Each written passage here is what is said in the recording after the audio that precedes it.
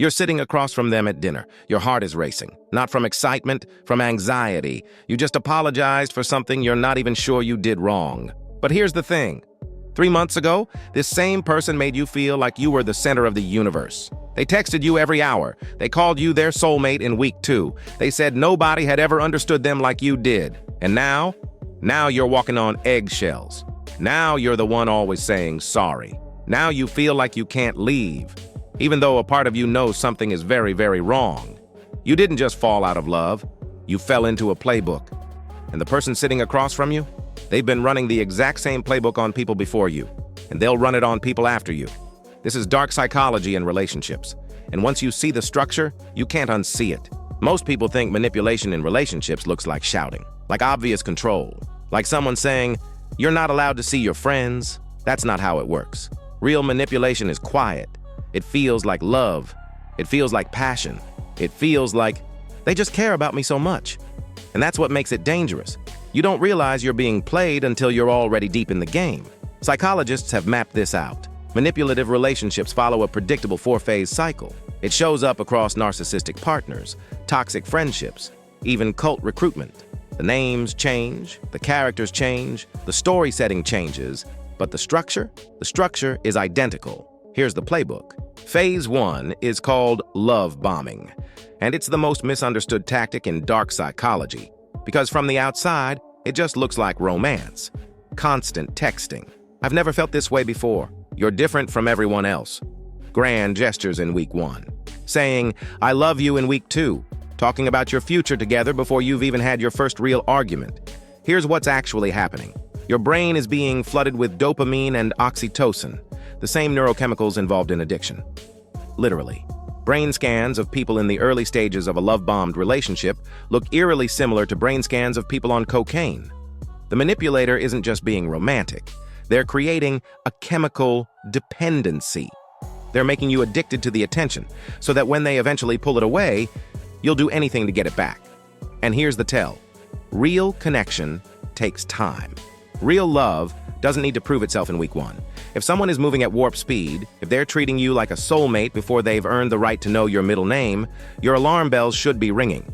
Because phase 2 is coming, and it always comes. Once the emotional dependence is established, phase 2 begins. Isolation.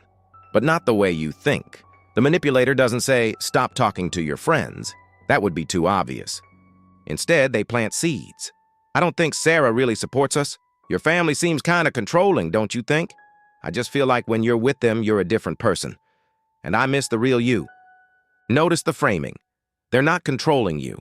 They're protecting you. They're not isolating you. They're showing you who really cares. Over weeks and months, this works. You start seeing your friends less. You text your family less. You stop telling people what's going on in your relationship, partly because you're embarrassed, partly because you already know what they'll say. And the manipulator? They become your entire world, your source of validation, your only mirror, and that's exactly where they want you at. Because when someone is your only source of anything, leaving feels like dying. This is why isolation is the critical pivot point in the playbook. If you catch it here, you can get out. If you don't, phase 3 is where the real damage happens. Here's what most people get wrong about manipulative relationships. They ask, why don't they just leave? But that's the wrong question. The right question is, why would leaving feel like abandoning yourself? Because by this point in the playbook, the manipulator isn't just someone you love. They've become your identity. Leaving isn't just losing a person. It's losing the version of yourself you built around them. This is the mechanism that makes the next 2 phases work. Keep this in mind.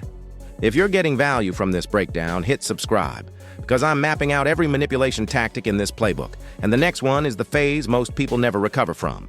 Phase 3 is devaluation, and it's the phase that does the most damage, because it rewires how you see yourself.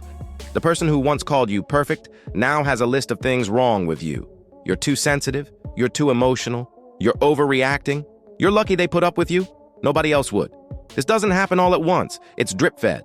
A comment here, a sigh there, a joke at your expense in front of friends, followed by, "I was just kidding. Why are you so sensitive?" Psychologists call this intermittent reinforcement, the same mechanism that makes slot machines addictive. Sometimes you get love. Sometimes you get criticism. Your brain keeps chasing the love, hoping this time will be different. This time, you'll be good enough. But here's what's actually happening. The devaluation isn't about you. It was never about you. The manipulator needs you to feel small, because small things don't leave. Insecure things don't question. Broken things don't walk away. The goal of devaluation isn't to fix you. It's to make sure you never realize you were always enough. Phase 4 is where the cycle closes, and where most people get trapped for years. It's called trauma bonding. Here's how it works. When you experience intense stress followed by relief, the brain releases a flood of bonding chemicals. Oxytocin, dopamine, the same chemicals that bond parents to newborns and soldiers to their units.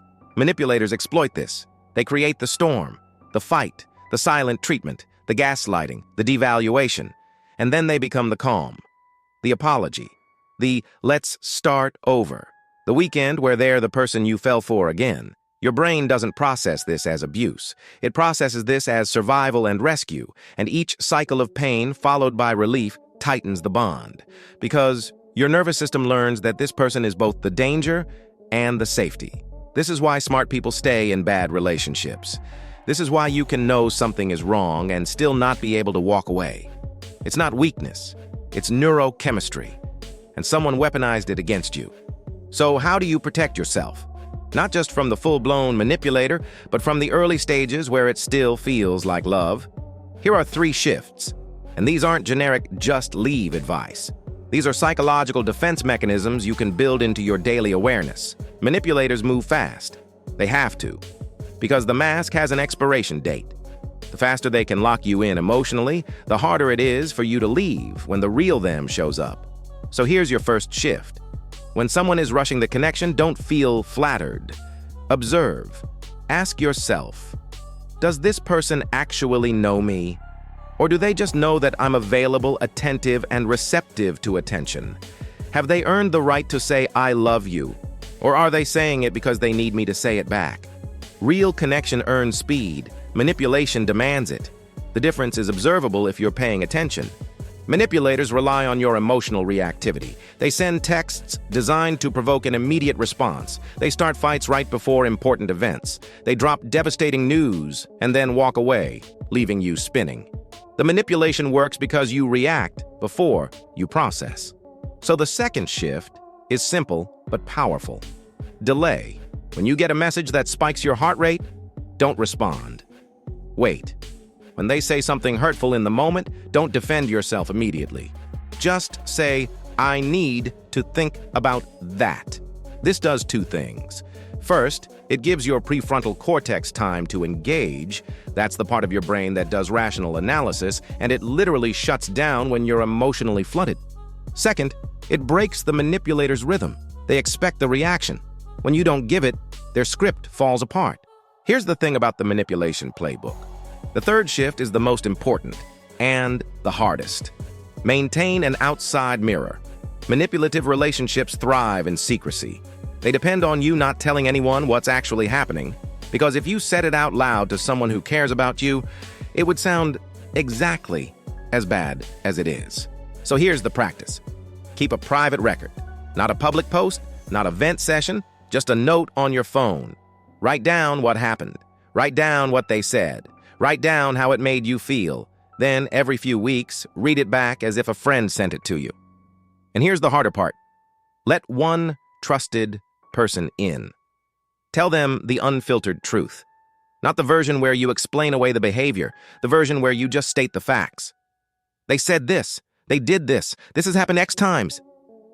If you find yourself editing the story before you tell it, that's your answer.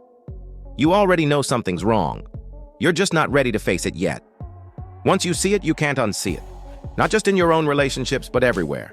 In the friend group where one person controls everything. In the workplace where the manager pits people against each other. In the family where certain topics are off limits and certain people are always the problem. Dark psychology isn't a weapon. It's a map.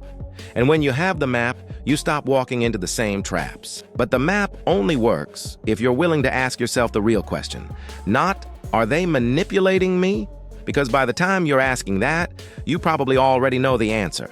The real question is, what am I afraid will happen if I leave? Because on the other side of that fear isn't loneliness.